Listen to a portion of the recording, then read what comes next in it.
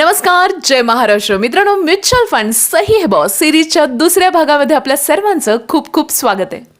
मित्रांनो, mutual fund म्हणजेच share market का शेअर मार्केट म्हणजेच म्युच्युअल फंड म्हणजे नक्की असे प्रश्न तुम्हाला पडतात ना. चला तर मग बघूया हे नक्की आहे तरी काय.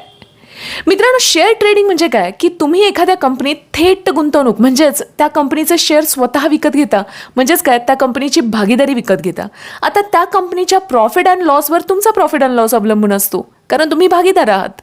म्युच्युअल फंडमध्ये काय होतं की तुमच्याऐवजी एखादा अनुभवी फंड मॅनेजर तुमचे पैसे एकाच कंपनीच्या शेअर्समध्ये न गुंतवता तो वेगवेगळ्या जवळपास 10 ते 20 कंपन्यांच्या शेअर्समध्ये तुमचे पैसे गुंतवतो.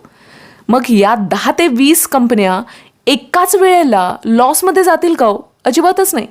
त्यामुळे काय होतं की तुमची जोखीम म्हणजेच रिस्क ही विभागली गेली आणि संधी वाढली. आणि याचबरोबर ही रिस्क विभागली गेली असल्याने जर काही लॉस झालाच तर त्याचं लगेच ॲव्हरेजिंग होत राहतं. आफ्टर ऑल हे सगळं तुम्हाला हँडल करायचं नाही, कारण तुमचा फंड मॅनेजर यासाठी आहेच. सो तुमचा वेळही वाचतो. अशा प्रकारे रिस्क फॅक्टरवर आधारित म्युच्युअल फंडचे 3 प्रमुख प्रकार आहेत. पहिला म्हणजे इक्विटी फंड, जास्त जोखीम जास्त नफा. नंबर 2 डेप्ट फंड, कमी जोखीम कमी नफा.